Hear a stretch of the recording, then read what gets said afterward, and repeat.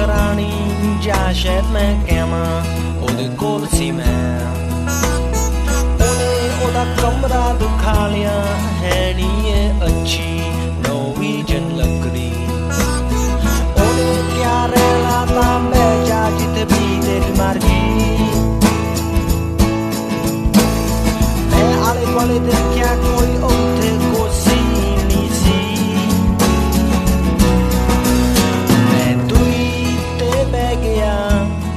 ਸਮਾਂ ਸੋਚ ਕੇ ਉਹਦੀ ਸ਼ਰਾਬ ਪੀ ਕੇ ਅਸੀਂ 2 ਵਜੇ ਤੱਕ ਗੱਲਾਂ ਕੀਤੀਆਂ ਫੇ ਉਹਨੇ ਕਿਹਾ ਸੌਣ ਦਾ ਸਮਾਂ ਹੋ ਗਿਆ Ramón Lobo, buenos días. Muy buenos días, ¿qué tal? El último WhatsApp que recibí ayer tuyo decía, ¿a qué hora me acuesto para que se me pase el jet lag? Y te respondí, ya, y no lo he visto porque ya estaba dormido. Ya estaba dormido, ¿no? Ha estado bien, me acosté a las 8:30, me desperté a la 1, con lo cual dice, ya lo he hecho mal otra vez. Me volví a dormir y me despertó a las 6 de la mañana, con lo cual creo que ya lo tengo. ¿Comiste en ese impasse a la 1? Sí, ya que he engordado 2,5 kilos, más producto de alcohol que de comida. Pero Ángela Quintas lo sabe, ¿eh? Sí, no, ahora empiezo un régimen estricto de todo, de dinero y de comida. Ya, claro, porque también es un gasto, ¿eh? Bueno, te has pasado 5 semanas en Estados Unidos, sabes que Manuel Vilas, el escritor que también vive parcialmente allí, porque da clases en la Universidad de Iowa, cuenta que a él siempre le pasa lo que él llama el cuartito. Cuando llega a la frontera, cuando llega a aduanas, siempre lo retienen, le encierran en un cuarto porque su nombre debe de coincidir con algún narco colombiano, supongo, ¿no? ¿A ti te ha pasado algo así? ¿O? No, mi nombre está limpio, no hay ningún narco que se le parezca. Lo más parecido a mí es el ministro de Economía de Venezuela, que también se llama Ramón Lobo, pero él es el impostor, yo soy el real, pues soy anterior. Tengo 3 o 4 años más que él, o 10 años más que él. Y no, a mí nunca me ha pasado, pero María, una amiga que fui una vez con ella, con su hija a Estados Unidos, a ella su nombre coincidía con el de una narco colombiana o mexicana. Y también... sí, estuvo también varias retenida. ¿Y no te han quitado nada en el equipaje? ¿Has podido traer todo? A la vuelta me querían quitar unas bailarinas preciosas, una bola que me compré en el Metropolitan, con unas bailarinas de estas que la agitas y nieva, preciosas. Es un poquito casposo, ¿no? No, es preciosa. Si la vieras te darías cuenta que no es casposa para nada, es maravillosa. Y me la quería quitar un tío del TSA que me decía que no, que es que era muy grande. Y yo, pero muy grande, ¿eso qué argumento es? Más grande es el ordenador y más grande es la maleta. Sí, pero se lleva líquido dentro. No, y me dice, es que lleva líquido dentro. Claro. Y dije, pero esto está cerrado herméticamente. Y digo, mire, yo estoy dispuesto, me dice, hay 2 opciones. O lo tiro o lo tiene que facturar. Digo, hay una tercera que me quería vivir en Estados Unidos, pero esto no se va a tirar. Y su supervisora me dijo que no, que podía pasar perfectamente con esa bola. O sea, pues a mí me hubiera gustado que te hubieras enfrentado, o sea, que estuviera desembocado en un enfrentamiento todavía mayor y que todavía estuvieras allí, porque así me lo contabas. Sí, vamos, es que sobre todo de la seguridad, lo que me molesta es la estupidez. Porque la mejor seguridad es la que no se ve. Todo esto espectáculo de seguridad es cuando no sabemos hacer seguridad.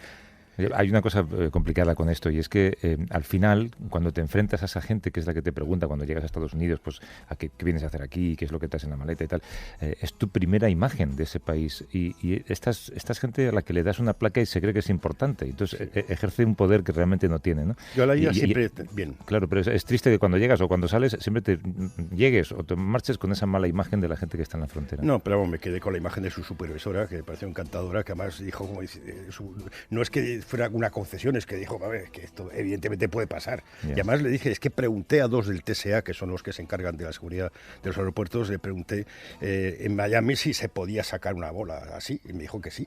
Entonces eso le desconcertó al chino este, que siempre tiene que salir un chino malo, ¿no? Todos van a ser buenos. Y entonces eso le desconcertó y por eso consultó a su Oye, pon una foto de la bola en Twitter, me estoy quedando con ganas de ver la bola. Es preciosa. Yo la vi en el Metropolitan cuando fui a ver la última ópera. Pero es de las que se agitan y cae nieve. Esto es muy nuevo, ¿no? Lo han inventado ahora. No, esto es de siempre, esta bola es de las que salen las películas de los años 40. Oye, que íbamos a hablar de Venezuela un poco, básicamente por una razón, es que tú eres venezolano, así que algo tendrás que decir con esto. Pero ¿sabes que es muy difícil hablar de Venezuela con alguien que nos explique lo que está pasando de manera imparcial? Es prácticamente imposible. Cada uno tiene su visión de lo que pasa, cada uno tiene su ideología, cada uno tiene su visión de futuro. En tu caso tú decías en un artículo que has publicado ayer que Venezuela no cabe en un tuit. Hay tanta gente que está hablando de Venezuela sin saber realmente lo que dice, ¿verdad? Sí, la mayoría no saben de nada de Venezuela. Aquí en España, por ejemplo, políticos, incluido el presidente del gobierno, están reaccionando más pensando en política interna en las elecciones de mayo que lo que pasa en Venezuela. Venezuela es muy complejo. complejo. No es Nicaragua. Nicaragua es mucho más simple. En Nicaragua tenemos que hay mucho más sandinismo en la oposición a Ortega que en el régimen. Es un régimen que se ha ido deteriorando y se ha quedado una pareja triunfante. Es una revolución ideológicamente de izquierdas que se ha convertido en un fascismo. O sea, Ortega ahora mismo lo que es un Somoza. Nicaragua, Venezuela es mucho más complejo porque la misma posición es mucho más compleja. El país está dividido en dos. En la oposición hay de todo. Hay desde la derecha ultraliberal, incluso Guido tiene algún tuit favorable a Bolsonaro, centro, izquierda, tienes incluso izquierda a la izquierda del Partido Acción Democrática, tienes exchavistas, o sea, ahí hay muchísima gente, y el problema de la oposición venezolana es que no ha sabido generar un discurso que incluya a los pobres de Venezuela, que sí los incluyó el chavismo. Y Maduro es un incapaz que le ha pillado además un petróleo a la baja, ha habido errores estructurales graves del chavismo, por ejemplo, endeudar el país, no ser capaz de crear una estructura de Estado profesional. Descubrir que no es Chávez. Claro, y que no es Chávez, o sea, es decir, no tienen el carisma de Chávez. Entonces la oposición debería recoger lo bueno del chavismo, que algo habrá, y tener un discurso mucho más inclusivo. Entonces estaríamos en el caso de Nicaragua, estaríamos ante una camarilla Cabello número 2, que no es precisamente alguien que invitaría a cenar a mi casa. Aunque te grita mucho, ya lo hemos oído. Sí, y estaríamos con un país mucho más unido. El problema de Venezuela es que cualquier salida puede ser violenta. El ejército, sobre todo la cúpula, controla el petróleo. O sea, es como Egipto, para ellos es un negocio. Es muy difícil que cedan eso. Entonces hay que tener con mucho cuidado porque si hay un enfrentamiento va a haber muertos. Y mucha de la gente que está hablando de Venezuela y está proponiendo soluciones no está pensando en los venezolanos. En Miami hay mucho dinero. El dinero del exilio rico que se ha ido. Los gusanos, también, sí, pero también hay mucho dinero del régimen, que el régimen también ha sacado su dinero. Claro. Y nadie está pensando en los venezolanos, en la gente que está padeciendo la crisis económica brutal que vive uno de los países más ricos de América Latina. Claro, nadie busca una vía intermedia. Hace unas horas el agregado militar de Venezuela en Estados Unidos, sabes que desde su despacho en Washington ha dicho que que se pone en contra de Maduro. Sí, que apoya a Guaidó. Este hombre tiene difícil vuelta a Venezuela. Sí. No, Maduro yo creo que lo tiene... está finiquitado. Lo que ocurre es cómo se va a finiquitar esto. Y después que también Estados Unidos elija a Elliot Abrams, que es un hombre que está mezclado con la contra, con golpes de Estado en América Latina, con la época más oscura. Y que los republicanos escojan a Marco Rubio como interlocutor. Sí, pues hombre, no parece que a Venezuela se le esté ofreciendo la mejor alternativa, ¿no? De todas formas, yo le deseo lo mejor a Venezuela. Yo nací en Venezuela y por lo tanto soy venezolano para los venezolanos. Y esto de nacer en Venezuela me viene muy bien para cuando alguien habla de Venezuela decir yo nací en Venezuela, claro. Todo el mundo se calla, pero yo solo viví 4 años y medio, no tengo ni idea de Venezuela y lo que sé es a través de los amigos. Si hoy jugaras la final del Open de Australia, ¿jugarías con la bandera de Venezuela? No, yo jugaría con la bandera española. A lo mejor ellos dicen que te toca a la de Venezuela, ¿no? No, para nada. Bueno, empezamos.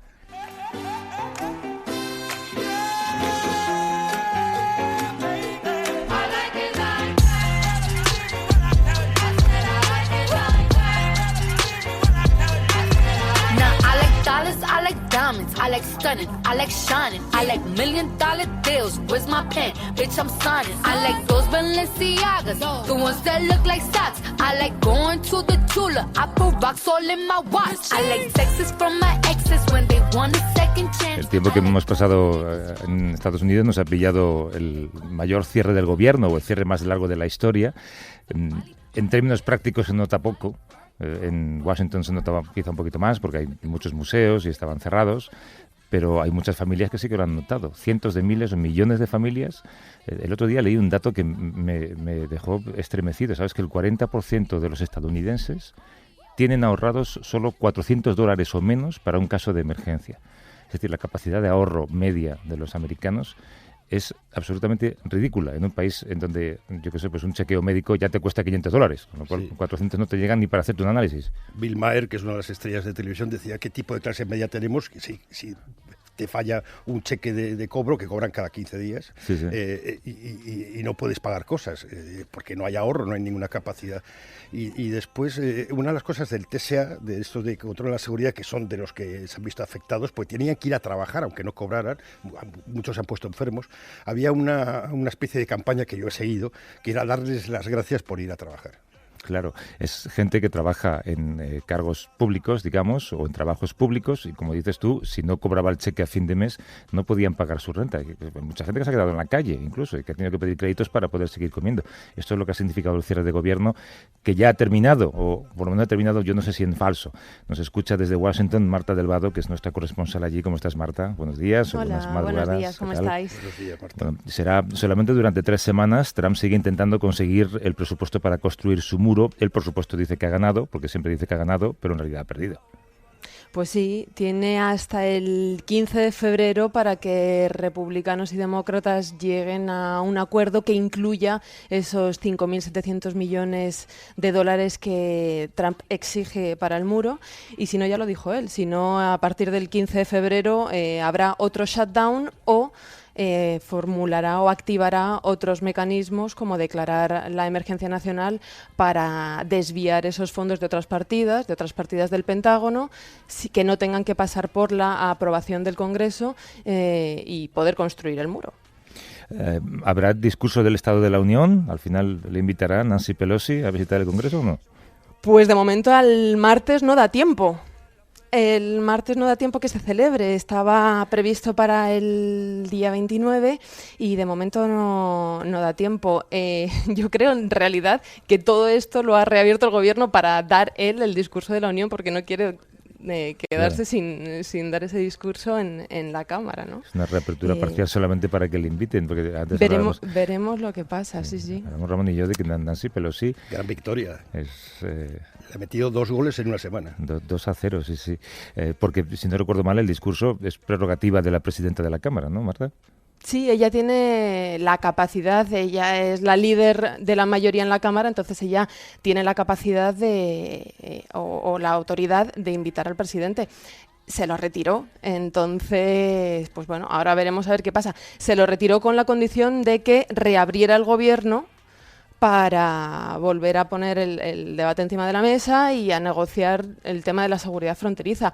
Ahora, aunque sea temporalmente, está reabierto, entonces se espera que el debate se dé, pero estamos esperando que haya una fecha. Hablabais de los funcionarios afectados, que son casi 800.000 por este shutdown, pero yo no me quiero olvidar de los 4 millones de contratistas que trabajan para empresas privadas que tienen contratos directos que dependen del gobierno y que están en una situación casi más vulnerable porque, por ejemplo, los funcionarios van a cobrar, aunque sea retroactivamente, los contratistas ni siquiera.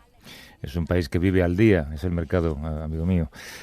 Queríamos hablar contigo también, además de esta derrota, digamos, de Trump, de un éxito que también ha tenido, que es un éxito un poco triste, porque desde su llegada a la Casa Blanca él ha intentado vetar la entrada de los transexuales al ejército.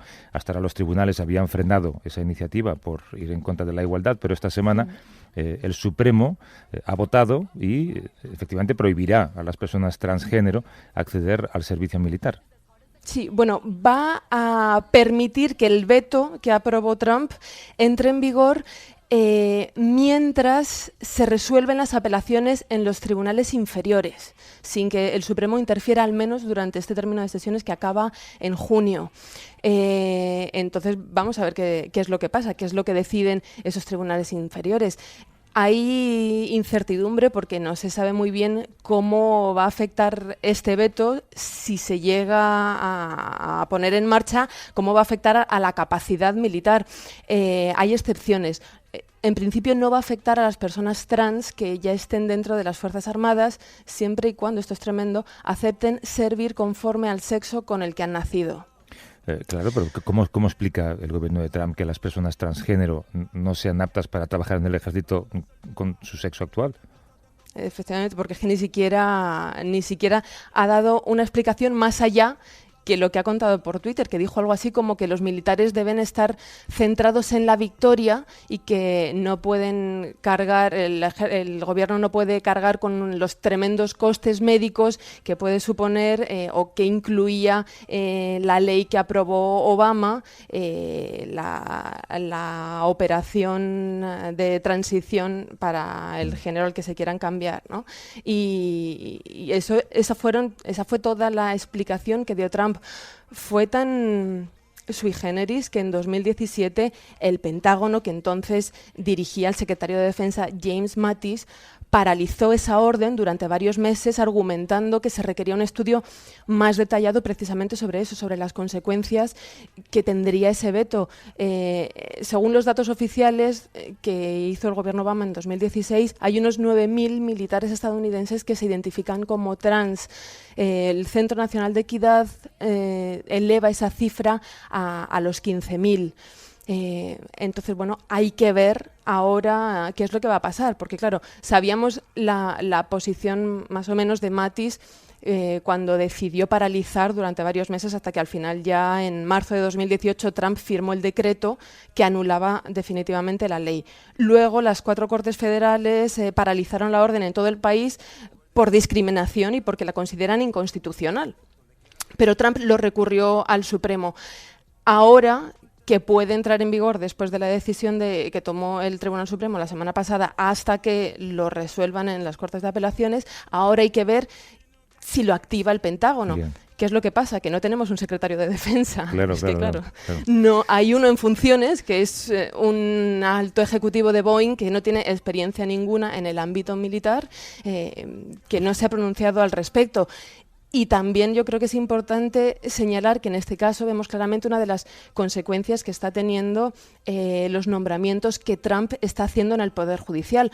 Hemos hablado mucho del Supremo, que en esta ocasión ha pesado esa mayoría conservadora, porque el voto ha sido de 5 contra 4, pero también ha nombrado un total de 83 jueces, entre jueces de distrito y jueces en tribunales de apelaciones, que son los que tienen que resolver al final la mayoría de casos y que son los que van a resolver sobre este caso de veto a las personas transgénero en el ejército. Sí, son los jueces que corresponden al eslabón de la cadena conservadora que marca esa agenda judicial. Tanto que hablábamos del nombramiento de Brett Kavanaugh, estas son las consecuencias. Marta del Vado, gracias Marta, un beso. Un abrazo, buenos días.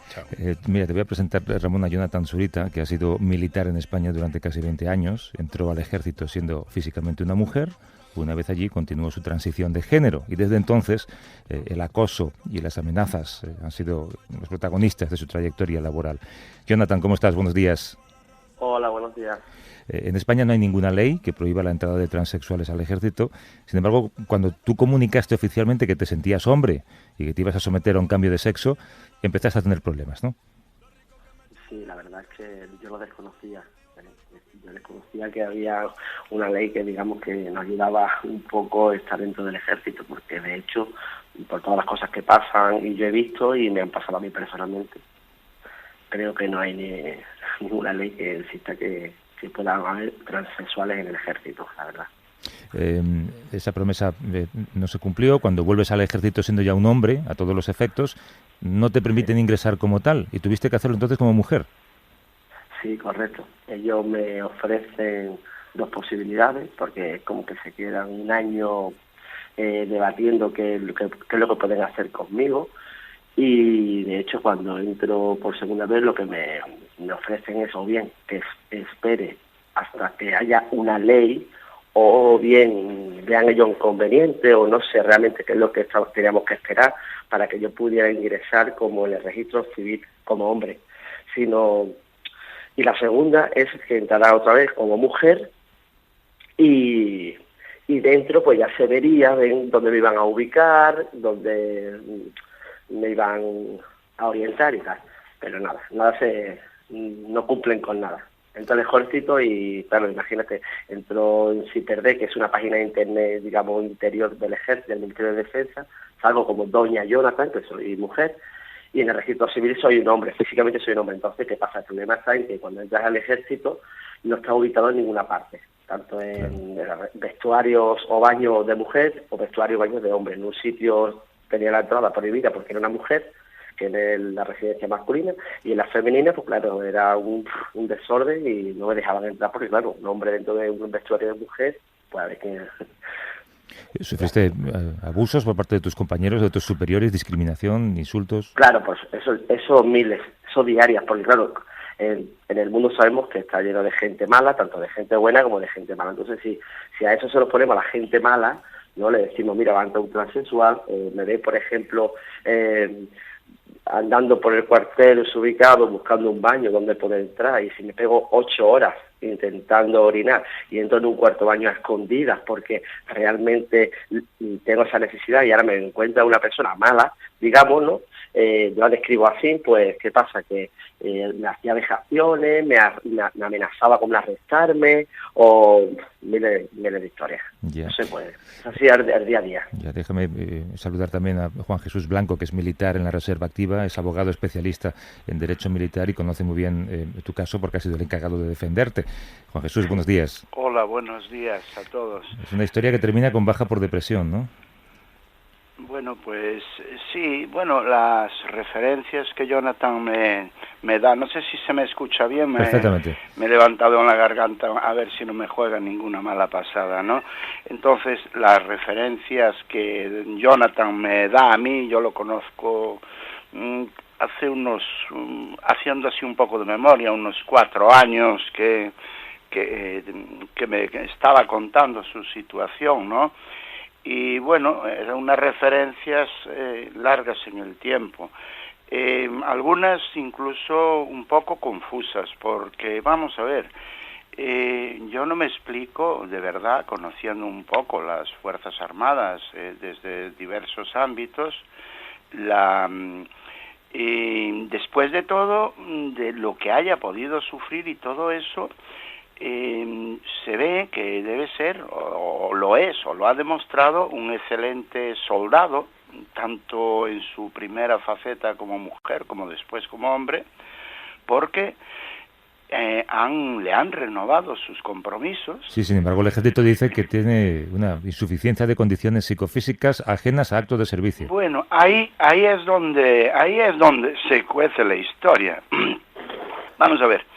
El ejército, sí, acaba diciendo eso, pero eso son, las verdades a medias aquí hay unas actuaciones desde mi óptica y desde mi punto de vista, torticeras, que se han llevado a efecto. Es decir, vamos a ver, este hombre, después de todo el cúmulo de circunstancias que pasa, refiere, pues, claro, una persona profesional de tropa, en un mundo, en un cuartel, como era en este caso, pues la Legión, en Ronda, en un cuartel de grandes dimensiones, con mucha gente, y bueno, pues, según varios testigos, no muchos, sino puedo referirme más de una docena de testigos que conocen a Jonathan, que me han incluso que han por escrito manifestado y que lo hemos aportado a la sala, al tribunal, ¿no? Contando la infinidad de vicisitudes que le pasaban a Jonathan en el día a día. Jonathan, durante su etapa cuartelera, por lo que veo, fue lo que más ha sufrido ha sido una orfandad tutelar por parte de la unidad donde estaba, de no intentar salvaguardarle un mínimo, pues, su intimidad, porque claro, era claro. Lo que pedía. Déjame preguntarle a Jonathan, ¿han sido más crueles, Jonathan, tus compañeros o tus superiores? Yo creo que ambos, ¿no? Porque yo ya no miro el rango, ¿no? Es si, por ejemplo, van un grupo de 20 personas, ¿no? Y al cargo va un mando, ¿no? En primera posición. Si entre los 20 hay uno que es el malo, por ejemplo, ¿no? Y empieza a decirme, pues, medio hombre, polla de plástico, si tuviera aquí Franco, qué vergüenza, ¿no? Por ejemplo, ¿no? Y el superior, y el superior lo consiente, o le ríe la gracia, o yo realmente, ¿qué hago? Yo me puedo enfrentar a una persona, no al muro que es entre esos 20 y el mando. Eso para mí es el Estado, el gobierno, la política, porque realmente una persona yo me puedo enfrentar o ignorar. Pero si todos los días consciente en eso, entonces, no sé, yo creo que el mundo, así poco a poco, es como se está destruyendo. Si no hay gente buena que defienda, apoye y luche por los derechos y por la intimidad y por el respeto, pues así vamos. Lo has explicado muy bien, además usando la palabra de moda, la palabra muro. Jonathan Zurita, que ha sido militar en España durante casi 20 años, y Juan Jesús Blanco, militar en la Reserva Activa y abogado especialista en Derecho Militar. Gracias a los dos y suerte. Un abrazo. Gracias. Muchas gracias. Buenos días. ¿Sabes qué, Ramón? Hay otra cosa de la que quiero hablar, así que si quieres extendemos un poco el espacio, te hacemos trabajar doble, que para eso has estado un tiempo fuera. No, yo he dormido. O sea que... Estás fresco, ¿no? Te veo un poquito para allá, ¿eh? Sí. ¿No? No, bien. ¿Sí? Vale, tómate algo, un café.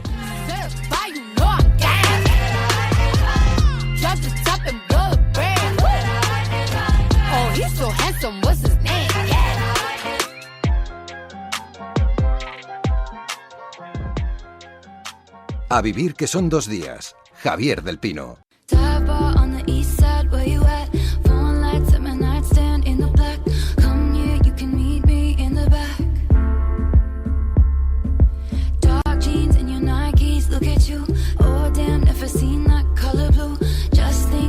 has tomado un café, Ramón, o no?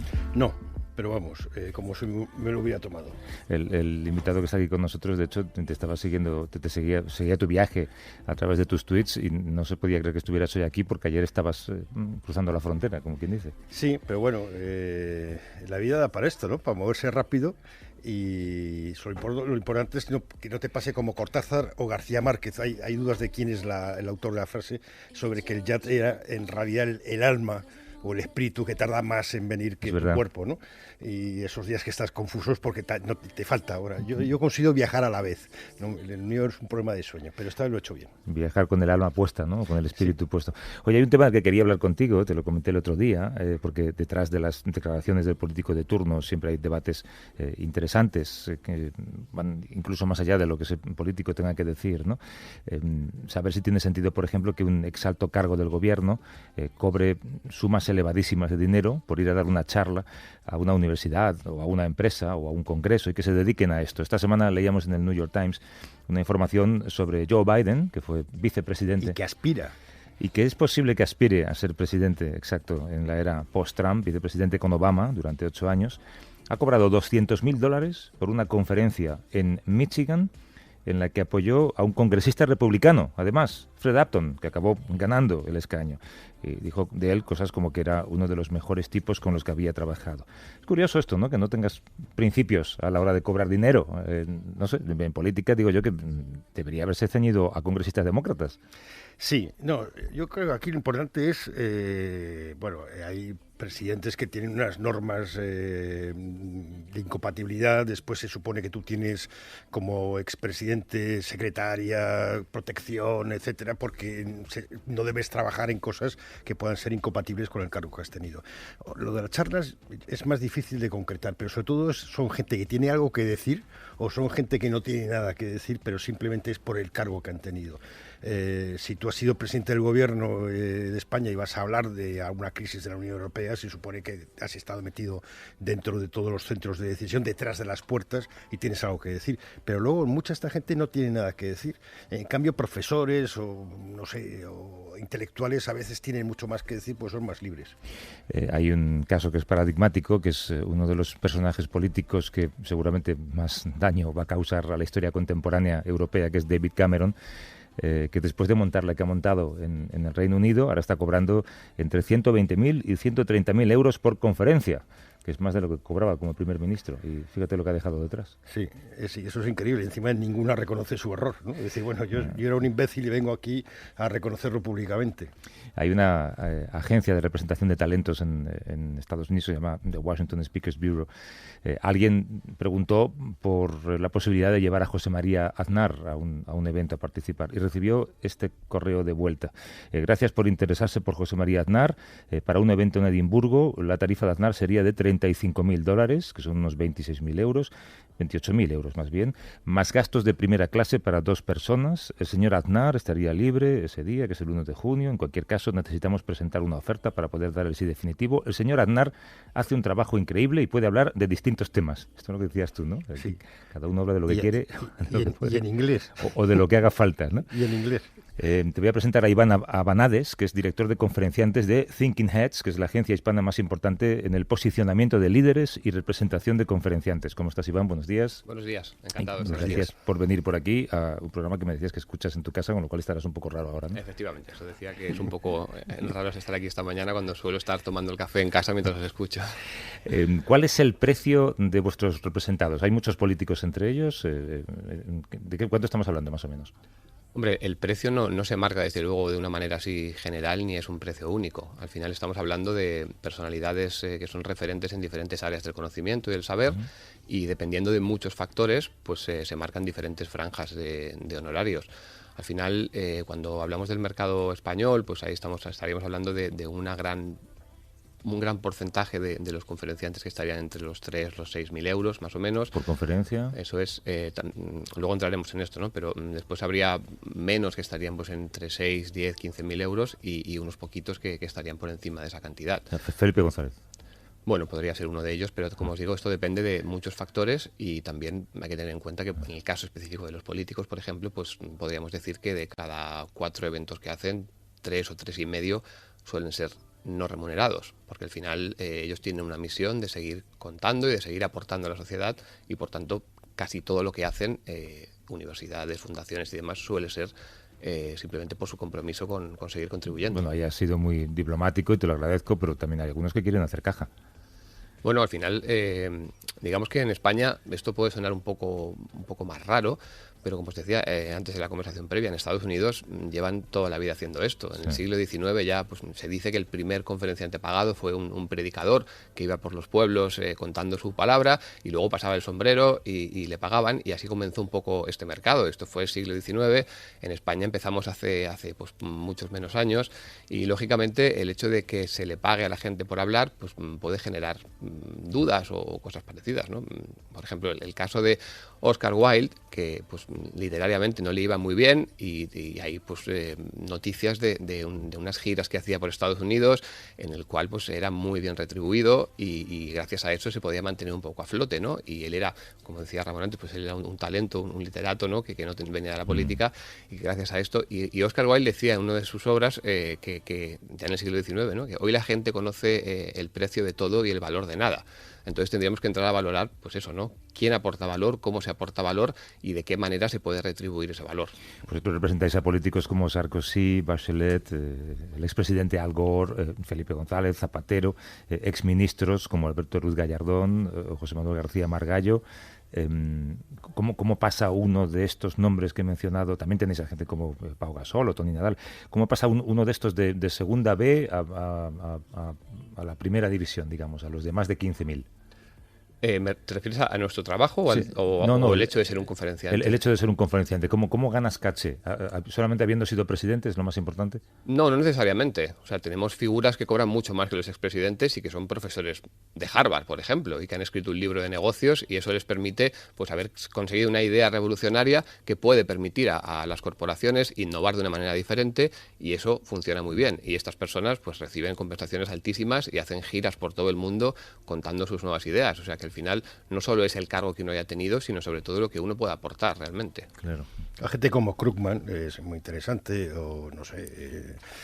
Yo ahora estaba pensando en Bill Maher, que hemos mencionado antes. Son gente que son muy provocadores en sus charlas y siempre yo me he pensado cuando me ha tocado dar alguna de las muy baratas, incluso de las gratis, qué efecto tiene la gente que va a escuchar. Y yo recuerdo en la facultad cuando escuché una vez a Juan Cueto, que falleció hace poco, que vino a dar una charla y a mí me impresionó mucho. Entonces digo, siempre puede haber una persona que le dejes alguna señal, ¿no?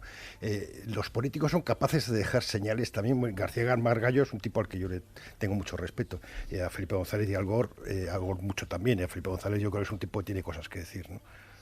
Pues sí, la verdad que sí. A veces es sorprendente pensar cómo personas que uno puede pensar que no deberían tener mucho que contar, pues en según qué contexto sí que lo tienen. Aquí, por ejemplo, pues os puedo poner un caso muy paradigmático del presidente Zapatero, cuando se terminó su gestión política en España, pues digamos que lo recordamos todos, que aquí en España pues había mucha controversia con él, pero fuera de España se le ha reconocido como realmente un campeón de los derechos civiles. Y al final el hecho de que él aprobara 12 leyes de derechos civiles y que cambiara el país para siempre, eso ha sido muy reconocido. Y eso ha ayudado a que otros países muy desarrollados y no tan desarrollados hayan avanzado también, inspirados por el mensaje que él ha podido trasladar después, contando por qué lo hizo, cómo lo hizo y a qué desafíos se enfrentó, que todos conocemos perfectamente. Obama cobra mucho y Michelle Obama también.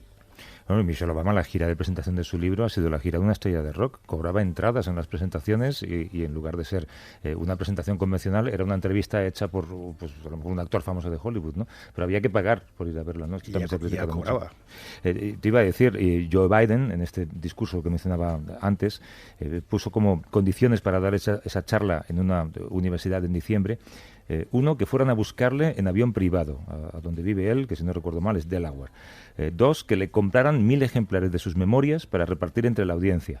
Y tercero, que en todos los carteles y en toda la publicidad de la conferencia se eliminase las letras, la palabra ex delante de vicepresidente, que se le presentase como vicepresidente. Claro, al final vosotros actuáis como managers de gente que no son estrellas de la música, son políticos que no están acostumbrados. Os piden muchos requisitos también, os piden camerinos, yo qué sé, o que haya solamente M&M's azules, ¿no? Como decía. No, en general ese tipo de extravagancias son más propias del mundo de la música o cuestiones parecidas. En general no hay nada que se salga del protocolo más razonable, que sería pues lógicamente los gastos de viaje y bueno, pues al final según el nivel de la persona pues hay unos requerimientos de seguridad porque va a viajar acompañados de escoltas y demás y en función de eso pues se pide una cosa más o una cosa menos, pero nada que se salga de lo habitual. Algunos casos particulares que no precisamente son de los expolíticos, sino que son más de personalidades que vienen más del mundo, pues a lo mejor del deporte o que vienen de haber sido ya muy famosos haciendo una actividad previa y sí que vienen ya con ese background de pedir cosas cuando van a hacer, ¿no? Pero en general no es nada habitual. Y habrá sorpresas, ¿no? De gente que crees que no tiene nada que decir y de repente tiene un discurso muy potente y gente que crees que tiene un discurso muy potente y no lo tiene. Sí, al final el mundo de las conferencias uno se expone de manera pública a una audiencia y lógicamente la audiencia va a juzgar de una manera o de otra lo que esa persona ha transmitido. Y bueno, pues todos los que estáis también como periodistas a la luz pública, igual que un conferenciante, pues hay fans y hay detractores. Entonces, ¿ha sido alguien muy brillante exponiendo? Pues seguramente habrá gente que opine que sí y otros habrá gente que opine pues que ya se lo sabía, lo que le ha contado, ¿no? También depende mucho de la audiencia que se ponga delante, claro. Este trabajo supongo que funciona, o esta empresa funciona en los dos sentidos. Vosotros buscáis a gente que tenga un potencial como conferenciante y habrá otros que os buscan a vosotros. Antes hablábamos fuera de micrófono del caso de Pau Gasol, que es cliente vuestro, ahora da pocas conferencias, pero cuando se retire completamente, pues supongo que tendrá una agenda un poco más amplia, ¿no? Lo que te quería preguntar es, ¿tenéis una lista a lo mejor de políticos tóxicos, de clientes a los que no aceptaríais en vuestro club? Hombre, evidentemente no diría un listado, pero sí sabemos que hay personas con las que no queremos trabajar y con las que a veces se nos ha planteado que podríamos haber trabajado en el pasado, pero hemos preferido no hacerlo. Y bueno, pues al final también ahí tenemos nuestra propia política de no querer trabajar con personas que consideramos que no merecen estar delante de una audiencia por circunstancias diferentes, pero de ahí a tener una lista concreta de quiénes son, pues al final hay que valorar también caso por caso, ¿no? Porque bueno, la realidad es muy compleja y depende mucho de cada caso. ¿Hay alguien en quien estés pensando ahora mismo? Si te pregunto, si te pido que me elogies a alguien como conferenciante. ¿Quieres que sea alguien español o quieres que sea alguien internacional? Pues uno de cada, mira, o varios de cada, si se te ocurren. Pues mira, español, me quedaría con Sebastián Álvaro, con el creador de Al filo de lo imposible. Él es un creador de historias de toda la vida y cómo las transmite y cómo las cuenta ante una audiencia realmente es una cosa muy impactante. Y si tuviera que quedarme con alguien internacional, pues me voy a lo fácil, pero realmente pues el presidente Obama tiene una capacidad de oratoria y de convicción que está al alcance de muy poca gente. ¿A cuánto está Obama? ¿Una horita de Obama cuánto me costaría? Como te digo, depende de muchos factores. Al final depende mucho del evento que sea, si es un tema de non-profit, si es un tema de, en fin, pero bueno, pues se ha publicado información en torno entre el $500,000 y el $1.000.000 de euros más o menos, teniendo en cuenta que eso incluye el presidente Obama y todo lo que el presidente Obama trae alrededor, que es mucha gente, mover muchos medios y bueno, pues una logística muy potente. Seguridad, actos colaterales, supongo, ¿no? Es un paquete completo, lo venderéis.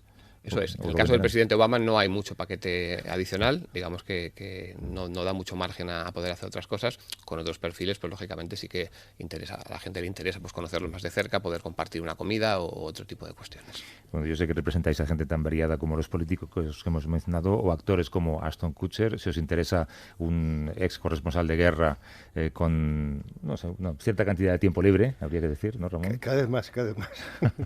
Aquí está, y es un precio módico, en la escala inferior esta de la que hablábamos. Sí, o un presentador de uno de los programas de más éxito de la radio española. Iván Abanades, que es director de conferenciantes en Thinking Heads, la agencia hispana más importante en el posicionamiento de líderes y representación de conferenciantes. Gracias por venir, Iván, un abrazo. Muchas gracias. Hasta luego. Suerte. Ramón, hasta la semana que viene. Bueno, buena semana.